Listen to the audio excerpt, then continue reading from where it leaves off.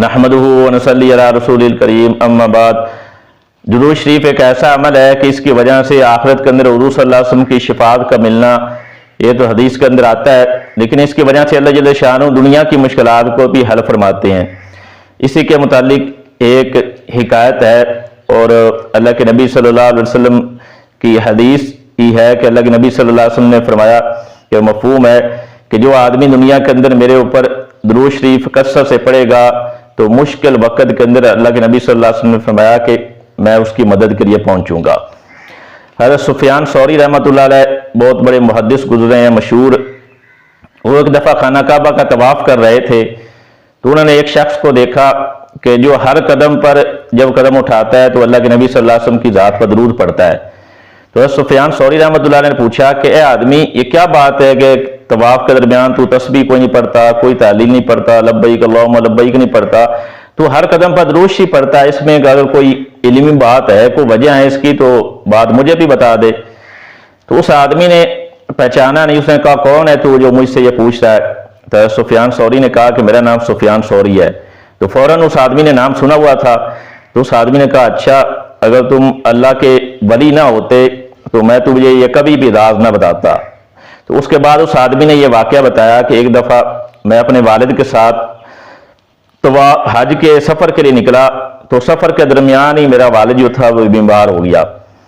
बीमार हुआ, मैंने इसका इलाज मुआवजा किया, लेकिन मेरा वालिद जो था वो तंदुरुस्त ना हुआ कि इसी हालत के अंदर मेरा वालिद जो था सफ़र के दरमियान ही फौत हो गया।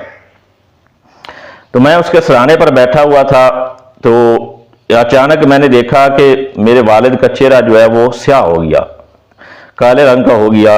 तो मैंने इन्ना लिल्लाहि व इन्ना इलैहि राजिऊन पढ़ी और चादर से अपने वालिद का मुंह जो था वो ढांक दिया।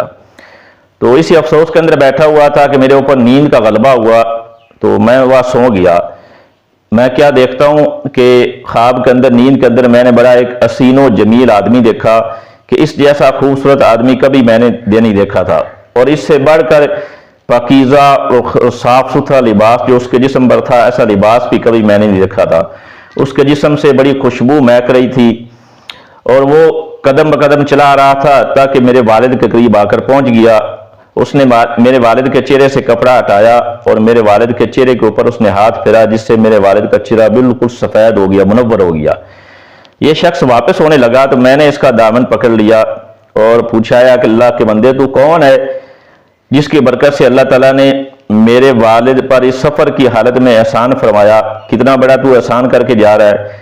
इरशाद हुआ कि क्या तू मुझे नहीं जानता, मैं मोहम्मद बिन अब्दुल्लाह हूँ सल्लल्लाहु अलैहि वसल्लम, कि जिस पर कुरान पाक नाजिल हुआ है। तेरा बाप वो ज़ाती तौर पर बड़ियाँ कोताहियाँ करता था, लेकिन उसका एक अमल था कि वो मेरे ऊपर बड़ी कसरत के साथ दुरूद पढ़ता था, दुरूद शरीफ का बड़ा एहतमाम करता था। तो अब यह तुम्हारा वालिद मुसीबत में मुबतला हुआ है, तो जो भी आदमी मुसीबत में मुबतला हो और मैं उस आदमी की ज़रूर मदद करता हूँ जो मेरे ऊपर कसरत से दूर पड़ता है, तो मैं उस आदमी की मुश्किल के अंदर आकर मदद करता हूँ। तो वो आदमी कहते हैं जैसे मैं ख्वाब से बेदार हुआ तो मैंने अपने वालिद के चेहरे से कपड़ा हटाकर देखा तो मेरे वालिद का चेहरा बिल्कुल सफ़ेद और रोशन हो गया था।